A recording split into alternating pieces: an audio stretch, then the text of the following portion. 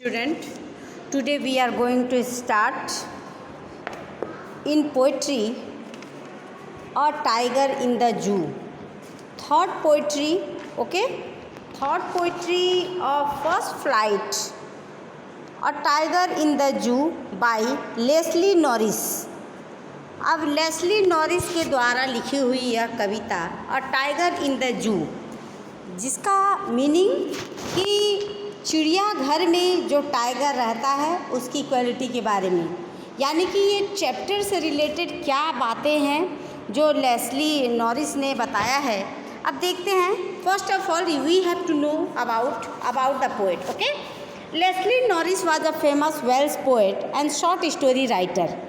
बहुत ही फेमस, बहुत ही विख्यात वेल्स कवि और शॉर्ट स्टोरी राइटर यानी लघु कहानी के लेखक भी माने जाते हैं. पोएट होने के साथ साथ बहुत अच्छे लेखक भी हैं. He was born in 1921 in Wales. Leslie Norris had decided at an early age that he would become a poet. उन्होंने कवि बनने के लिए शुरू से ही फैसला कर लिया था. बहुत ही कम उम्र से ही इन्होंने कवि बनने का इनका ख्वाब था, वो सोच लिया था. And he was very much interested in the poems of Dylan Thomas and Vernon Watkins. और बहुत सारे ऐसे कंपोज़र हैं, ऐसे पोएट हैं जिनसे ये बहुत ही अट्रैक्ट हुए और इंटरेस्टेड भी थे. ऐसे में डायलन थॉमस और बर्नन वैटकिंस हैं.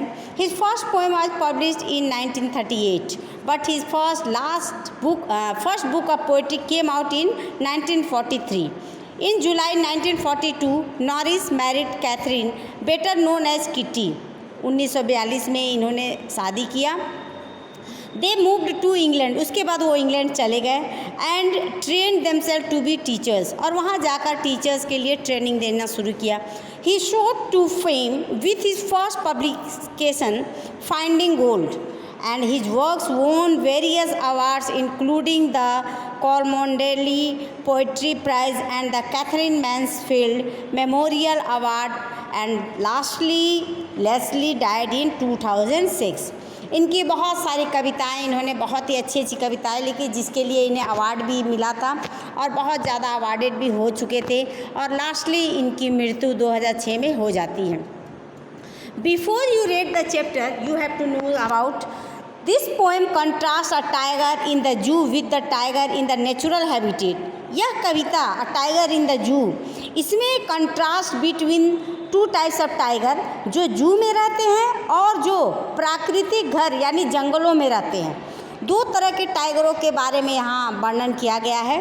The poem moves from the zoo to the jungle, और कविता चिड़ियाघर से जंगल की ओर बढ़ती है. And back again to the zoo, उसके बाद फिर से वापस जू में वापस आ जाती है.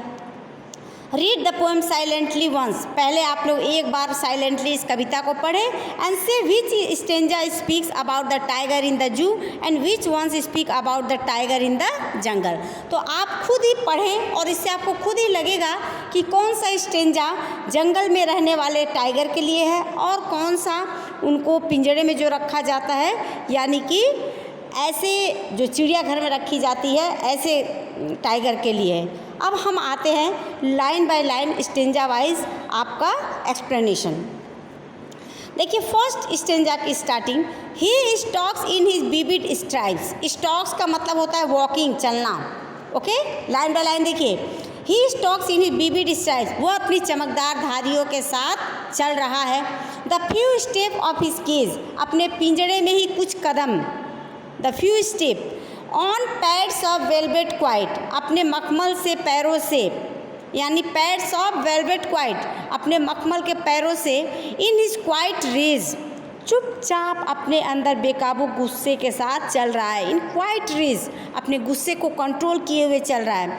अर्थात पहला स्टेंजा चिड़ियाघर का शेर अपना गुस्सा दबाए अपनी चमकदार धारियों और नुकीले पंजों के बावजूद चुपचाप चल रहा है, वो डिस्क्रिप्शन बताया जा रहा है पहले स्टेंजे में. अब देखिए second stanza. He should B lurking in the shadow, वह लर्किंग यानी छुपकर, इन शैडो छुपकर कहीं छाए में बैठा होगा. अब छाए में बैठा होगा का मतलब ये किस तरह के टाइगर के लिए है, यानी ये टाइगर नेचुरल हैबिटेट की है। स्लाइडिंग थ्रू लॉन्ग ग्रास, धीरे धीरे लंबी घास की में फिसल रहा होगा। नियर द वाटर होल, और वाटर होल का मतलब जल स्रोत के किनारे से, जहाँ भी पानी चलता बहता है उसे कहते हैं वाटर होल, जल स्रोत के किनारों से। वेयर प्लम्स डियर पास, जहाँ पर मोटे मोटे हिरन गुजरते हैं। प्लम्स डियर यानी मोटे ताजे डियर गुजरते हैं। ये आपका सेकंड स्टेंजा आपको खुद ही ये बता रहा है।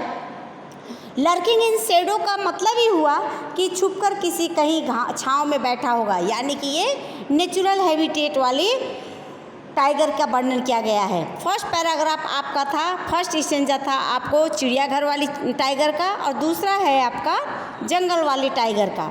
अब थर्ड स्टेंजा फिर से देखिए।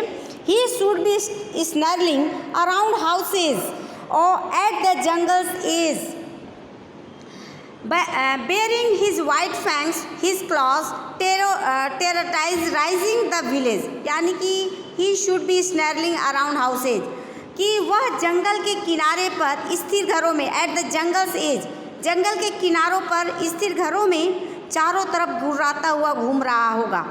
अब देखिए, he should be snarling around houses मतलब घर के चारों तरफ, एट द जंगल्स एज, जंगल के किनारों पर गुर्राता हुआ घूम रहा होगा।